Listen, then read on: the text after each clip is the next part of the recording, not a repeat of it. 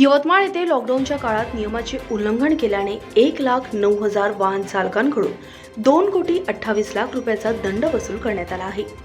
कोरोनाचा संसर्ग रोखण्यासाठी वाहतूक शाखेने मोहीम राबविली होती। यात मास्क न वापरणे, ट्रिपल सीट वाहन चालविणे, हेल्मेट विना प्रवास करणे अशा प्रकारचे विविध वाहन चालकांवर कारवाई करण्यात आली आहे। पुढे ही मोहीम सुरू राहील आणि कारवाई केली जाईल अशी माहिती वाहतूक शाखेचे पोलीस निरीक्षक श्याम सोनटक्के यांनी दिली आहे। रिपोर्ट खबर 24 एक्सप्रेस। जिल्हा वाहतूक शाखा यवतमाळतर्फे लॉकडाऊनच्या कालावधीमध्ये ज्या मोटर व्हेकल ॲक्टनुसार ज्या केसेस करण्यात आल्या होत्या त्या 1,09,431 केसेस एवढ्या करण्यात आलेल्या आहे, ज्याच्यामध्ये 2,28,30,800 रुपये दंड वसूल करण्यात आलेला आहे। यामध्ये बिना हेल्मेटच्या सुद्धा केसेस इन्क्लूड आहे आणि ट्रिपल सीट वगैरे ज्या आहेत त्यासुद्धा केसेस इन्क्लूड आहे।